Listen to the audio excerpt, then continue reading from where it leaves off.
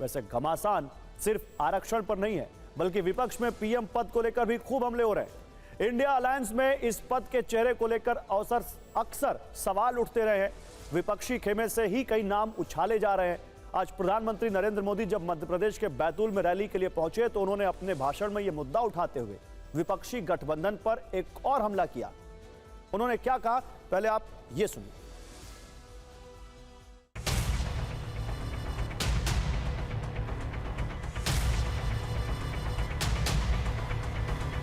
अभी कुछ media report में आया है कि मोदी बार बार पूछ रहा है कि भाई बताओ तुम्हारा नेता कौन, किसको सुपुर्द करे। तो बोलते हैं उन्होंने फॉर्मूला बनाई है, कि कौन प्रधानमंत्री बनेगा। कहा जा रहा है कि ये लोग 1 ईयर 1 PM फॉर्मूला बना रहे हैं।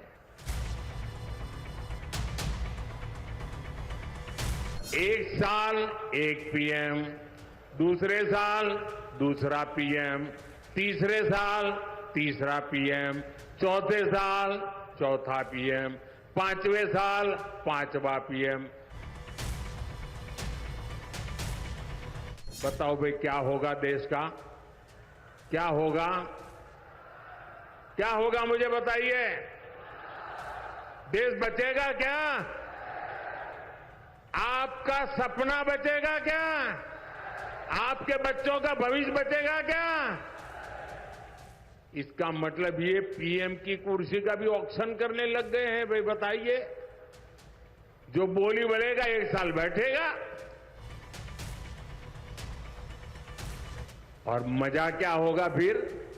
जो एक ऊपर बैठेगा ना, 4 लोगों कुर्सी की टांग पकड़ करके बैठ जाएंगे और मौके की तलाश में रहेंगे कि इसका साल पूरा कब होता है, उसको हिलाते रहेंगे। आप सोच रहे होंगे कि प्रधानमंत्री मोदी अपनी रैली में यह मुद्दा क्यों उठा रहे हैं। इसके लिए आपको विपक्षी नेताओं के पुराने बयान के बारे में बताते हैं। इसी महीने 21 अप्रैल को संजय राउत ने कहा कि गठबंधन में कई चेहरे तो हैं, लेकिन उद्धव ठाकरे विकल्प क्यों नहीं हो सकते। 16 अप्रैल को जब मल्लिकार्जुन खड़गे से यह सवाल किया गया तो उन्होंने कहा कि नतीजे के बाद इस पर फैसला होगा। जबकि पिछले साल दिसंबर में इंडिया अलायंस की बैठक में ममता बनर्जी ने इस पद के लिए मल्लिकार्जुन खड़गे का नाम सुझा दिया था। पिछले साल ही 28 जुलाई को अखिलेश यादव ने कहा था कि हमारे पास कई चेहरे और कई विकल्प हैं। सुनिए उन्होंने क्या कहा था। तो इतनी चॉइस है, आपको महिला प्रधानमंत्री चाहिए तो महिला प्रधानमंत्री आपको मिलेगी, आपको बुजुर्ग प्रधानमंत्री चाहिए तो बुजुर्ग प्रधानमंत्री मिलेंगे, आपको नए प्रधानमंत्री चाहिए तो नए प्रधानमंत्री मिलेंगे। क्या चाहिए आपको बताओ। वैसे नाम बता। और बीजेपी में कोई चॉइस नहीं है, सोचो आप। बीजेपी में क्या चॉइस, बीजेपी में कोई ऑप्शन हो तो बताओ। हम पे तो कितने ऑप्शन है। तो अखिलेश यादव अपने बयानों के लिए ही नहीं, बल्कि पल पल बदलते अपने उम्मीदवारों को लेकर भी लगातार चर्चा में है। अखिलेश यादव के लोकसभा चुनाव लड़ने पर TV9 भारतवर्ष की खबर पर मुहर लग गई है। वो यूपी की कन्नौज सीट से ताल ठोकेंगे। खुद अखिलेश ने TV9 संवाददाता पंकज झा से इस बात की पुष्टि की। यानी अब कन्नौज से उनके भतीजे तेज प्रताप यादव नामांकन दाखिल नहीं करेंगे। सोमवार को ही उनको समाजवादी पार्टी ने टिकट दिया था। सवाल है कि 24 घंटे में अखिलेश यादव ने अपना फैसला क्यों बदल दिया। अखिलेश उम्मीदवारों की इतनी अदला बदली क्यों कर रहे हैं। इसके पहले भी वो कई बार लिस्ट जारी होने के बाद प्रत्याशी बदल चुके हैं और यही कहानी फिर दोहराई गई। इस बार उम्मीदवार परिवार का था। अखिलेश की उम्मीदवारी पर हमारे संवाददाता पंकज झा की एक्सक्लूसिव रिपोर्ट देखिए।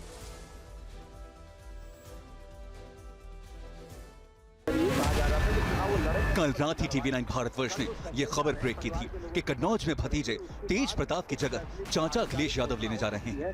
अखिलेश यादव चुनाव लड़ेंगे। और इस खबर को लेकर आज हमारे संवाददाता पंकज झा ने अखिलेश यादव को फोन किया, तो सुनिए उन्होंने क्या कहा। क्या आप कन्नौज से चुनाव लड़ेंगे? कैसा रहेगा ये फैसला तो आप करेंगे। पार्टी के सभी लोग चाहते हैं कि मैं चुनाव लड़ूं। आप कब नामांकन करेंगे? कल नामांकन दाखिल करूंगा।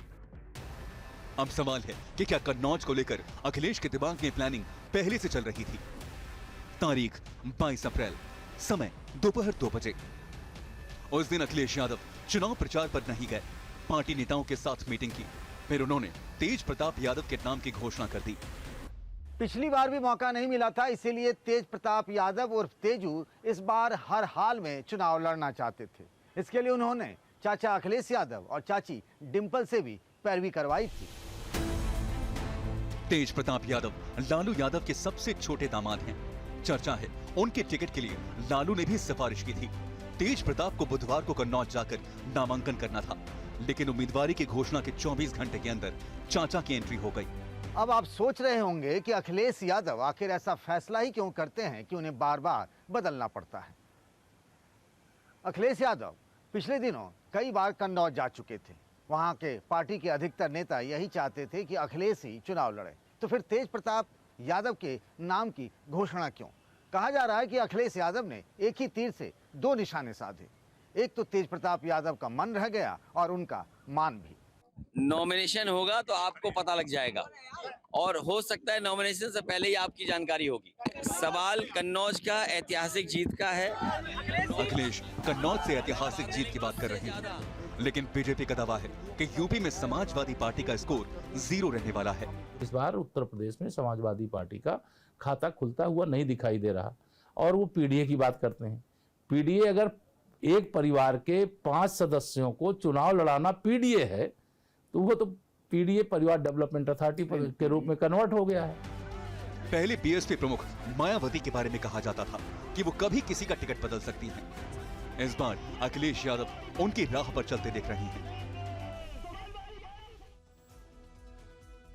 और अब अगला सवाल आपके मन में होगा कि अब तक समाजवादी पार्टी में कितने उम्मीदवारों की अदला बदली हो चुकी है, कितनी बार अखिलेश यादव अपना फैसला पलट चुके हैं। इस सवाल का जवाब अब हमारी इस रिपोर्ट में देखिए। अखिलेश यादव से गुजारिश करूंगा वो आए ना। 80 सीटों वाले उत्तर प्रदेश में समाजवादी पार्टी अपने 58 उम्मीदवारों की घोषणा कर चुकी है। इनमें पार्टी अब तक 9 लोकसभा सीटों पर टिकट बदल चुकी है। बदायूं में पहले शिवपाल यादव को टिकट मिला, बाद में टिकट बदलकर उनके बेटे आदित्य को दिया गया। मुरादाबाद में पहले एसटी हसन के नाम पर मुहर लगी, नामांकन के नजदीक आने पर टिकट रुचि वीरा के नाम हो गया। उत्तर प्रदेश की मेरठ लोकसभा सीट पर तो गजब हो गया। समाजवादी पार्टी ने यहां पर 3 बार टिकट बदला। मेरठ में पहले भानु प्रताप सिंह को टिकट मिला, फिर अतुल प्रधान को। अतुल ने नामांकन किया तो अगले दिन चार्टर्ड प्लेन से सुनीता वर्मा का टिकट मेरठ पहुंच गया। इसी तरह गौतम बुद्ध नगर में पहले महेंद्र नागर, फिर राहुल अवाना और फिर आखिर में महेंद्र नागर मैदान में रहे। समाजवादी पार्टी के बदलते स्टैंड पर 7 साल से अखिलेश के सहयोगी जयंत चौधरी ने चुटकी ली। जयंत ने उन्हें कंफ्यूज नेता बताया। वहाँ इतने कंफ्यूजन है, मैं तो नहीं समझ। कन्नौज दोनों सीटें, वो देखो, आपको भी नहीं मालूम, मुझे भी नहीं मालूम, शायद उनको भी नहीं मालूम। वैसे समाजवादी पार्टी में टिकटों को लेकर इन बदलावों के पीछे पार्टी की जीत की संभावना और सामाजिक समीकरण की रणनीति को बताया जा रहा है।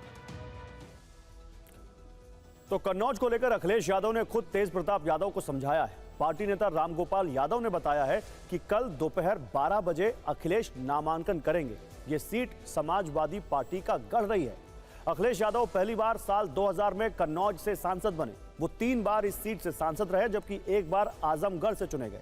अगर हम कन्नौज का जातीय गणित देखें तो यहाँ करीब 16% मुस्लिम और करीब इतने ही यादव हैं। 15% ब्राह्मण मतदाता हैं, करीब 10% राजपूत और 39% अन्य जाति वर्ग के मतदाता हैं, जिसमें बड़ा हिस्सा दलित वोटर्स का है। यानी कन्नौज में मुस्लिम और यादव समीकरण मजबूत है, जो जीत में बड़ी भूमिका निभाता है। 2022 में करहल से विधायक बनने के बाद अभी अखिलेश यादव यूपी विधानसभा में विपक्ष के नेता हैं। वैसे आज दूसरे चरण के चुनाव प्रचार का भोपू थम गया। दूसरे चरण में 26 अप्रैल को 13 राज्यों की 89 सीटों पर वोटिंग होगी। आखिरी दिन सभी दलों के दिग्गजों ने प्रचार में ताकत झोंक दी। आखिरी दिन के प्रचार पर हमारी ये 2 मिनट की रील आपको देखनी चाहिए। कांग्रेस हिंसा फैलाने वालों का समर्थन कर रही है। इतना ही नहीं, जो लोग निर्दोषों को मारते हैं, लोगों का जीना हराम कर देते हैं, पुलिस पे हमला करते हैं, सुरक्षा बलों पर हमला करते हैं, अगर वो मारे जाएं तो एक कांग्रेस वाले उनको शहीद कहते हैं। कांग्रेस की सबसे बड़ी नेता आतंकवादियों के मारे जाने पर आंसू बहाती है।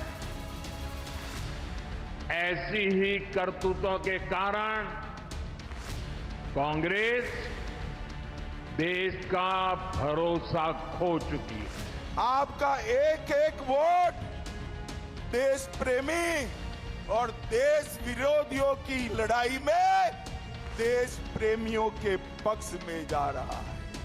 आपका एक एक वोट परिवार का राज्य चाहने वाले और राम राज्य चाहने वालों के बीच की लड़ाई में राम राज्य के पक्ष में आपका एक एक वोट जा रहा है। बीजेपी ने साफ सबके सामने कहा है, उनके एमपीओ ने साफ कहा है कि अगर हम चुनाव जीते तो हम हिंदुस्तान के संविधान को बदल देंगे।